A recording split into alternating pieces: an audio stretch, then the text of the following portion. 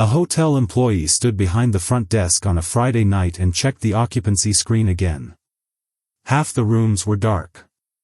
The casino floor behind him echoed with footsteps instead of music. He lowered his voice and said, "This used to be the loudest night of the week. Now it feels like a Tuesday in February." That moment captures what many Las Vegas employees are quietly admitting to each other. Something has changed. Not in headlines. Not in commercials. But on the ground, inside the hotels and casinos that once never slept. Workers say the emptiness isn't sudden. It crept in slowly. First, shorter lines. Then fewer conventions. Then entire sections of hotels closing off floors to save costs. Dealers talk about nights where tables stay open but untouched. Bartenders say they prepare for crowds that never arrive. Housekeepers clean rooms that won't be filled again for days. The city still glows at night, but employees say the glow now hides gaps that didn't exist before. One casino employee described it simply. "The lights are on. The people are not." That sentence keeps coming up again and again among workers. The city looks busy from the outside, but inside, activity has thinned. According to employees, weekends no longer guarantee crowds. Midweek traffic has collapsed. Big events still bring spikes, but the baseline is lower than it used to be. And for workers who depend on volume, that drop changes everything. Tips are the first warning sign. Bartenders and servers say tips have become unpredictable. Some nights are decent. Others feel empty. Dealers talk about players staying shorter, betting less, walking away sooner. Hotel staff notice guests skipping extras, declining room upgrades, avoiding restaurants. People still come, but they come cautiously. And caution doesn't pay wages. Employees say tourists now talk openly about prices. They complain at check-in. They argue at bars. They hesitate before ordering. Resort fees shock them. Parking fees anger them. Drink prices push them away. Workers are caught in the middle, explaining costs they didn't set, apologizing for policies they don't control, while absorbing frustration that used to be rare. Hotels are responding quietly. Workers report entire floors closed during low-demand periods. Fewer staff scheduled per shift. Longer workloads for those still employed. Breaks shortened. Hours cut. Overtime disappearing. Management calls it adjustment. Employees call it survival mode. According to several workers, layoffs don't always come as announcements.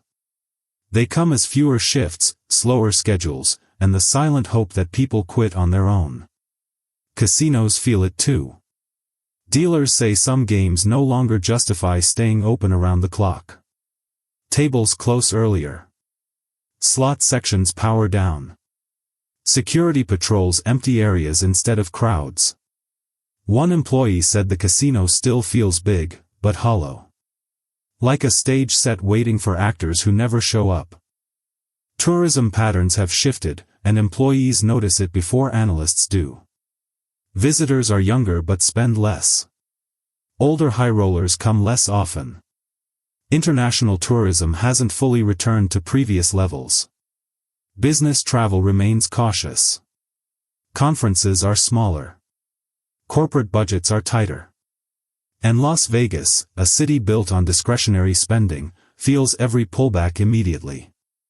Workers say the most painful part is watching costs rise while demand falls. Hotel room prices fluctuate wildly. One weekend they spike. The next they collapse. Employees say this volatility makes planning impossible. When hotels slash prices, margins shrink. When prices rise, guests disappear. Either way, workers feel squeezed.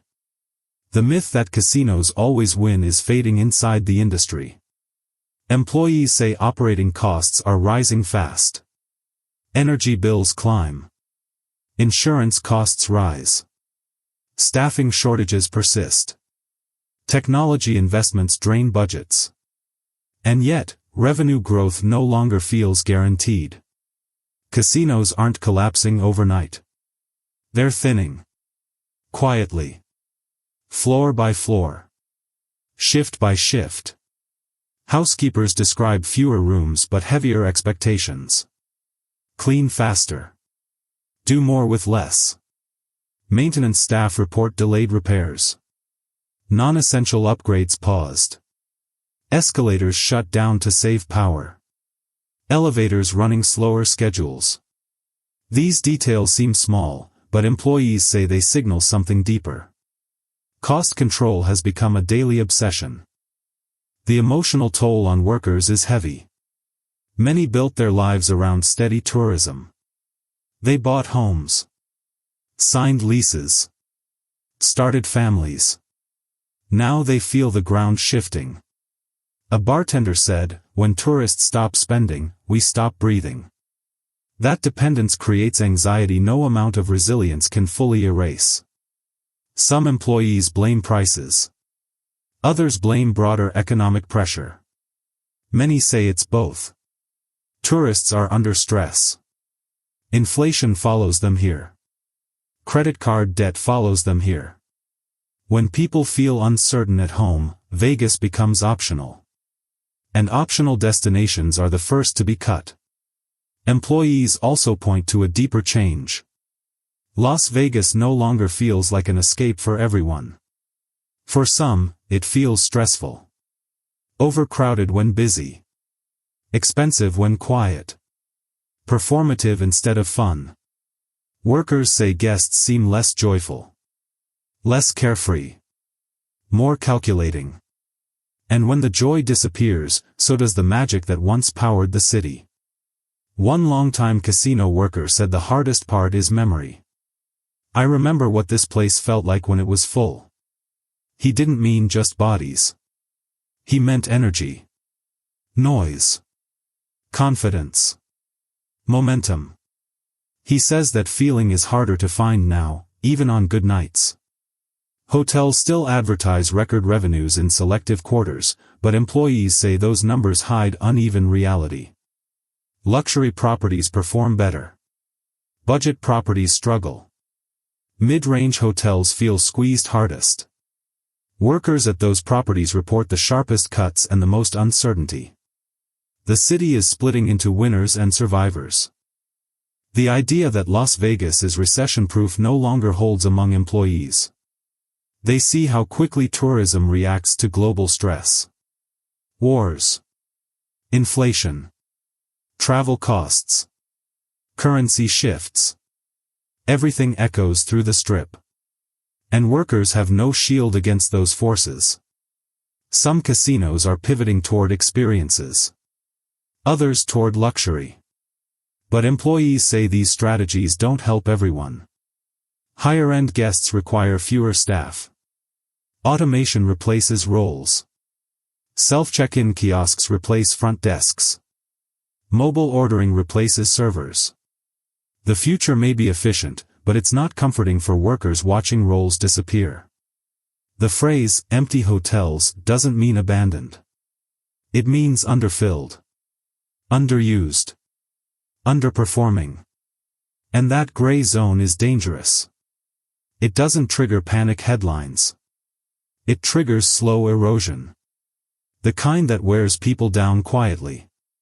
Casino workers talk about a new silence. Not literal silence. Economic silence. Fewer big wins. Fewer celebrations. Fewer moments that remind them why they chose this industry. Work becomes mechanical. Transactional. Survival-based. Some employees are already planning exits. Not dramatic resignations. Quiet plans. Saving where possible. Applying elsewhere. Considering other states. Other industries. Others stay because they have no choice. Their skills are tied to tourism. Their lives are tied to this city. The most unsettling truth employees reveal is this. Las Vegas doesn't collapse loudly.